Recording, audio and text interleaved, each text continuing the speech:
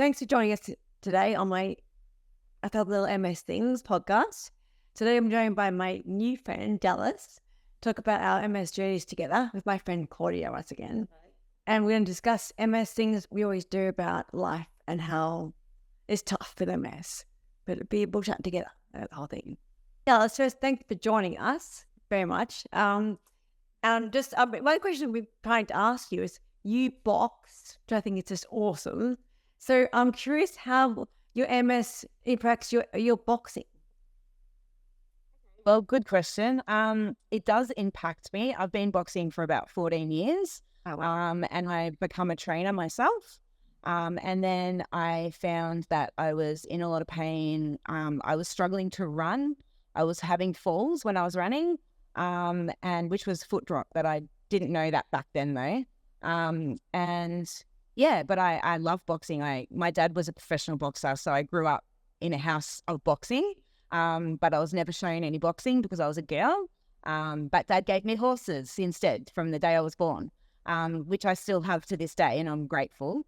And I never knew I loved boxing and it was in my blood until I started in my 30s. So I started late.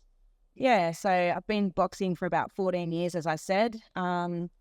And it's getting harder now. So I'm having my exhibition fight, as you know, in August. And it is hard. A lot of people at the gym don't realize how hard it is for me to even get to the gym. And my foot drop can be a bit of an issue, obviously. I'm right side affected, so I have a bit of a tremor in this hand when I'm stressed or fatigued, as you would know, Claire. So some days I think I shouldn't get out of bed and go to the gym and train, but I have to because I love it. So I'm currently coming to the gym or training 5 times a week. But I'm trying to remember my limitations and what I can and can't do. There's lots of funny things. Like, I'll give you an example. Hand wraps. So we have to wrap our hands with boxing, yeah? Yeah. So, and then you have to undo them. And then this is my right hand, my tremor hand. Yeah. And I drop things all the time. So I always constantly drop my wraps and I'm always cursing about that. And so we have a laugh. And then, but obviously regular people, they can do it with ease, but I might drop it 5 times before I get my hands wrapped. So yeah, so that's the fun of that. The fun. They've been looking at the light side of life, and the fun part. It's not fun, I'm sure, but it make me fun. Want to give it up anytime soon. So I did, when I first got diagnosed, I threw away, because I was a personal trainer at the time when I had to leave my job when I got diagnosed, and I threw away all my boxing equipment, all my gloves, all my wraps, my focus mitts for training other people. And I said, I'm never doing this again. I think my life is over. And my girlfriend, who is now my wife, I married her in October, in Hawaii, who hopefully you'll get to meet. She said, I don't believe that. I don't think you're done. I think you will fight again. And so here I am. But yeah, only through finding this gym that I'm able to feel supported and be able to fight, because I'm surrounded by such great trainers and so many people are offering, I'll pick you up if you fall over, Dallas, don't worry. Or, do you need a hand? Do you need me to carry a bag? Like, yeah, I couldn't do it anywhere else. Where are you living? Where do you live now? I live in Hoppers Crossing, so western suburbs of Melbourne, and I train at Team Ellis in Keilor, East Keilor Gym, and they've just opened a new location in Laverton North, which is where I'm sitting today, because it's quiet. There's no one training at the minute, so yeah. But you can see all the bags and the boxing ring in the background. Yeah. And yeah, so it's pretty exciting to be here. And Dad was a big fan of the name. So Ellis, the Ellis family. So Lester Ellis is quite a famous world champion boxer. And my dad passed away in the year 2000. So Dad doesn't even know that I box. But I feel really close to him here when I'm in this gym. Oh, wow. And I know he's around. Yeah. He'd be with you in spirit. Very proud of you. Yeah. Can we rewind in Dallas and ask, so tell us about where you grew up and what your, any sort of experiences you'd like to share from when you were younger, or if you knew anyone with MS in your life, just, anything about your early days.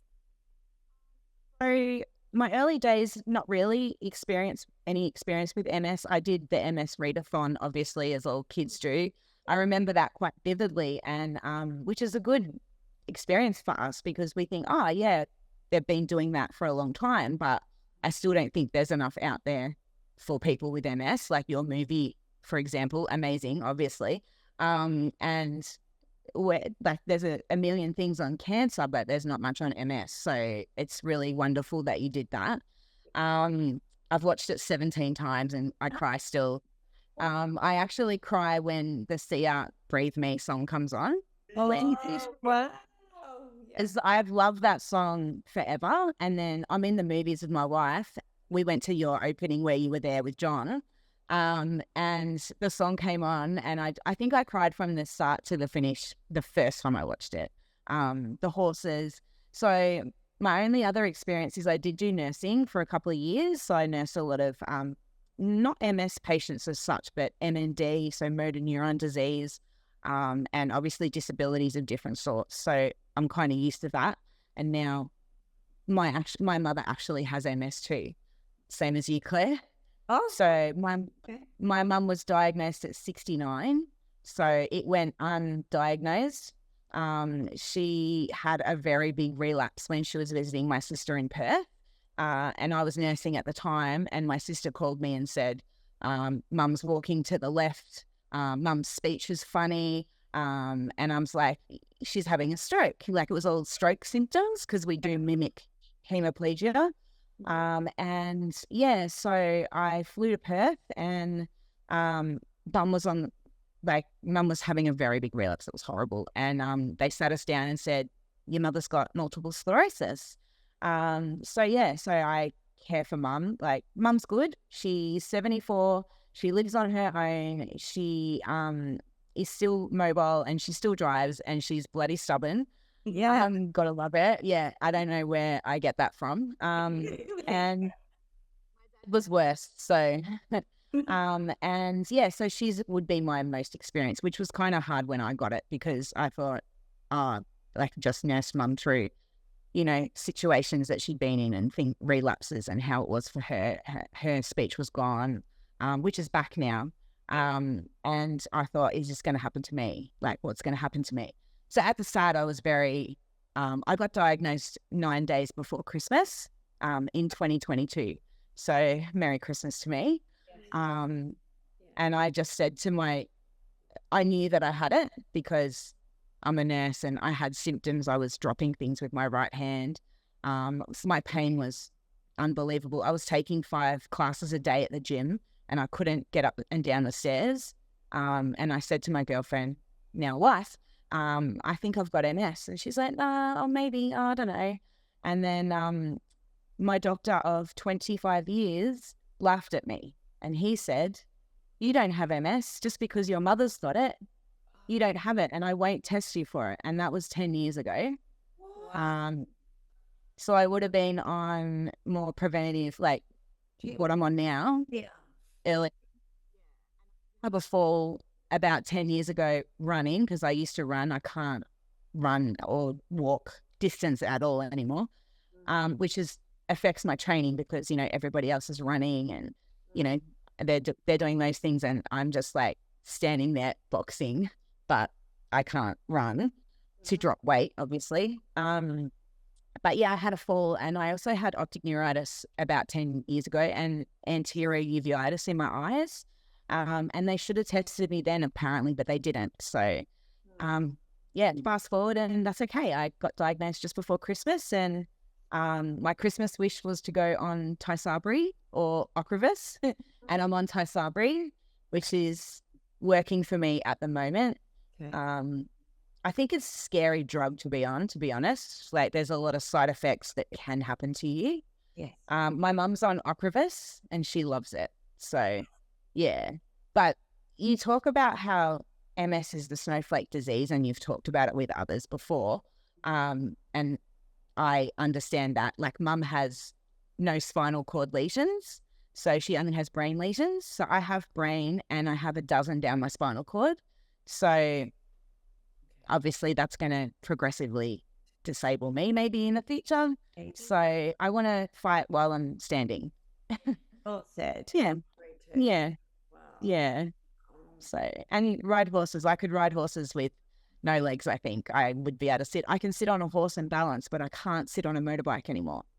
Oh, wow. Yeah, tell us about your experience with horses. You mentioned that your dad had got you horses. Tell us the whole story. Yeah. Yes. Yes. So funny, when I was little, because Dad always had horses, but when I was little, I was about 3 and Dad got a Shetland called Piglet because he was fat Shetland. But then fast forward to 10 and all I wanted was a horse and I'd annoy Mum and Dad. And Dad had horses and Mum was not into horses at all.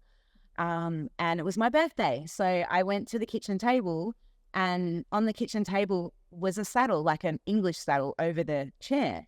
And I was like, oh my God, it's a saddle. And I started crying. I didn't care there was no horse. I just thought I've got to put it on the couch. I can ride it. It'd be awesome. And then Mum said, can you go to the clothesline and get the washing off the line? And I said, it's my birthday. Why am I going there? And I went to the clothesline and there was a Benson, the Welsh Mountain Pony. So he was my 10th birthday present. So stubborn Welsh Mountains ponies, obviously. So Dad was teaching me to ride on him and I was in the round yard. And then he must have nudged the gate or something and he got out and Dad reckons, he was like, I was so proud. You went about 150 meters or something until you fell off, full gallop. And yeah, so he was proud of me, but he was scared at the same time because I'm on the ground. But he's like, yes, you galloped on your first pony. You're a baby. You're a little girl. Wow. Got scared. So he said, that's it. You can have another horse when you're 15. So funny story, I'm actually sitting in Little Boundary Road in Laverton, which is where the new gym is. And my horse, there used to be a horse running place. You used to be able to pay $10 to ride a horse for an hour. And I used to get the horses off the horse truck and just jump on, see if they're broken. And I was 15 and I was riding up and down this street where I'm sitting now, which is all buildings and our gym is here. So it's weird but awesome to be here in this place. And I brought a horse off the truck and she was a flaxen chestnut and I called her Shandy because she looked like beer and lemonade mixed together. And I said to Dad, I brought her for $270 and you can't stop me because I'm 15. And then that was it. So yeah, and then I worked with horses and I worked for riding for disabled. And yeah, RDA, yeah, and they this is before I was diagnosed, and then when I was diagnosed, it was sort of in the process of being diagnosed. They said I could be a competition rider, but I found like I needed my own horse again. As soon as I got diagnosed, I thought I need my horse therapy. So I put an ad out to get a horse, free to good home because often I break standard bred, so trotters to saddle. After their racing career. So I got a trotter and I asked for 15 hands and he was 16.3. So I had him for nearly 2 years and about 2 months ago, I decided to send him back to the breeder while I focused on my boxing for my fight this year because I could only really either come here and train every day. I was sort of going to the paddock every day and then I was coming to the gym and it was too hard on my body. So I gave him up. For the boxing, and then there'll always be horses. As your movie said, my favorite line, there'll always be horses. Yeah. Yeah. And there is always horses. That's good. That's a great. I'll retire. I mean, I'm basically retired anyway. I'm not working, but I'll have a horse, at the end of my days with me. That's a nice mention. I like that too. And could you tell us about all the details about the fight and that Johnny Claire are very looking forward to ending? Yes. So hopefully I get it all right, or everybody in the office will. So it's a Team Ellis fight production, I guess you'd call it. It's at Melbourne Pavilion, which is on Racecourse Road, I think, in Melbourne. You've probably heard of it if you've lived in Melbourne before. And it's on August the 23rd. It's a Pretender to Contender, so people can come and train the 8-week fight camp if they've never even done any boxing before, and they break it down from, you know, right beginners right through to your fight, and you've got the whole lights, and you come out on the stage and you've got your fight walkout song, and it's all amazing. So this will be my 3rd fight. So my first fight was actually 11 years ago last week. Yeah. And all the time, the doctor told me I have had MS since my 20s, maybe. So I'm proud that I've had 2 fights already. So yeah, Melbourne Pavilion, August 23rd. It's a big card. It'll have a lot of Pretender to Contender, so a lot of amateur fights at the start, sort of thing, all the way through to the professionals. So one of my trainers is Tommy Fitzgerald, and he's on the main card, and he's the current Australian lightweight champion. I hope I got that right. And yeah, he gives me one-on-one. I have one-on-one sessions with him every week, and he's amazing. And I also train with, and he's also the head trainer of the Pretender camp. So he will train us twice a week for the fight camp for 8 weeks to get us all ready, doing our sparring. Yeah, and I'm actually fighting a lady called Jen, like Jenny, but Jen. And she's actually going to be 61 at the fights. Yep, she's an inspiration. It's on her bucket list. And she is that she's very scared of me. And okay, but yes, no, she's great. Like, she wants it and she knows I want it. So she's helping me and I'm helping her to, to achieve her bucket list. Yeah. And I spoke to her yesterday and she said, but you're really scary. And I said, but Jen, I've been doing this for 14 years and training people. I know how to not go too hard on you. And we're having an exhibition fight anyway. So it will be a draw. There'll be no winner or loser in this fight. It's obviously a showcase of skill and that kind of stuff. And I said, if you get overwhelmed, just you come in for the clinch hug, but we'll just say, give us a minute, and then come back and then so yeah, I'm really hoping that she doesn't, have a change of heart, let's call it, because I need her as much as she needs me. And I think it's going to be a great show. And I've told her about you guys, hopefully if you can make it. And she's like, oh my goodness. And then she watched the movie. I said, have you watched it yet? She goes, I did watch it. It made me sad because I don't have a partner like you have someone like John. And she said, my wife, loves me. And when I watched the movie, I thought, I've got that. So I'm really grateful. I've got that love. But yeah, she loved the movie and she's looking forward to meeting you as well. So is everybody. I'm excited. It's going to be quite emotional. That sounds great. 100%. So my biggest struggle is stairs, obviously. So there's a big, a platform, a walkway to walk out to the ring, and then I've got to go upstairs and then get through the ropes. Even that's a struggle for me sometimes because my right foot sometimes doesn't want to pick up, and I'm like, am I going to look stupid? And everyone's like, no, don't be silly. We'll get the ring girls to help you, and I'm like, no. So yeah, I think when I come out from the fight, it's 3 1-minute rounds. I think I'll be really emotional and probably won't be able to walk very well, and all my symptoms will be going crazy. But I'm going to have Ty, my trainer, one of my trainers who trains all the professionals boxers there in my corner. And I'm also going to have Brian, who's a really good mate from the gym, who's helped me. I don't know, he just treats me he treats me normal, and when I'm not punching and I'm feeling really weak, he's like, come on, shut up, you're a fighter, come on, let's go. And yeah, he inspires me to be better. So I asked if he could be my second in my corner. So he is, and he's really, really happy about that. So I said, worst case scenario, if you have to carry me out, you'll have to carry me. But as soon as I see my wife or I see you and I come and visit you straight after my fight, I will probably be crying, Claire. So yeah, It'd be great. Well, it'll be worth it. Yeah, it'd be good. It'll be really good. So yeah, I hope I answered all your questions about it. Yeah, you're an inspiration, Dallas. Even me, I'm like, oh, I'm getting G'd up. Exciting. come down and train. Are you guys in Byron Bay? Yeah. Yeah. We are. Yeah. It's cold. I want to.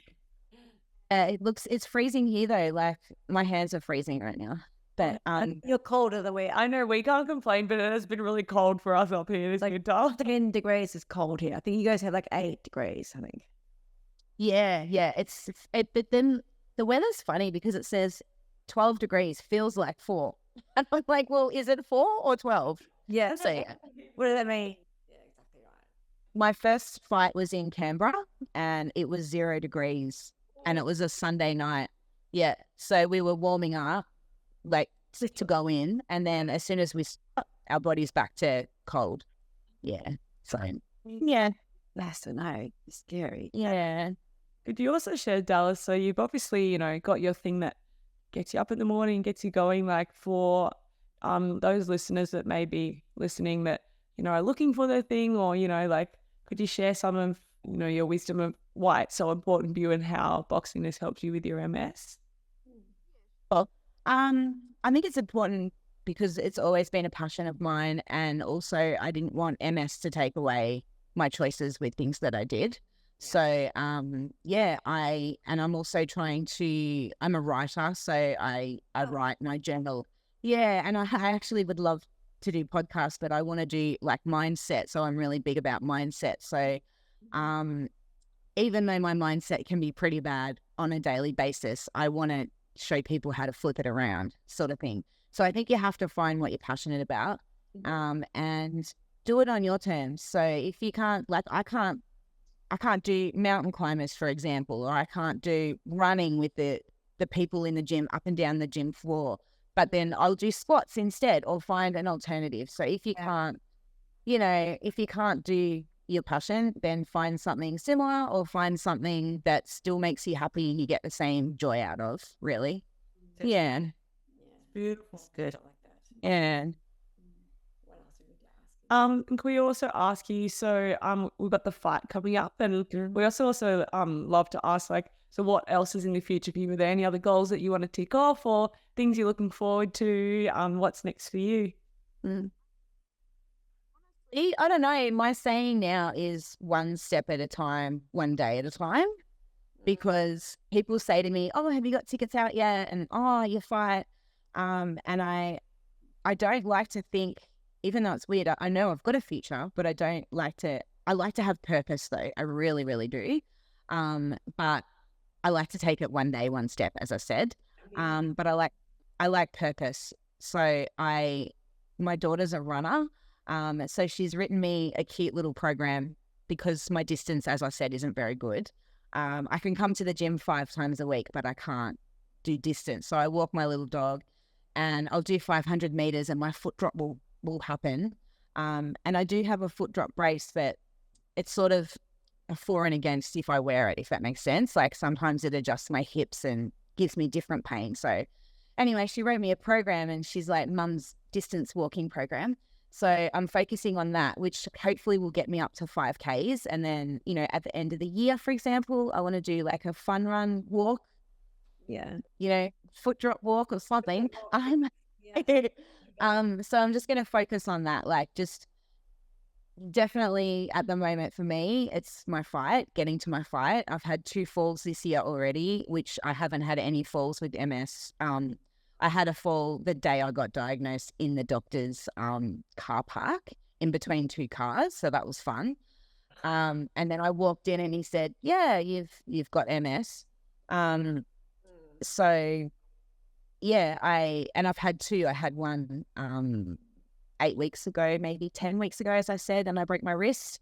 And which I loved when you were talking about training, Claire, because I train obviously, and I used to pride myself in push-ups, and now with my wrist, I can't do that movement. So I do them on my knuckles. Yeah. That's wow, good for you.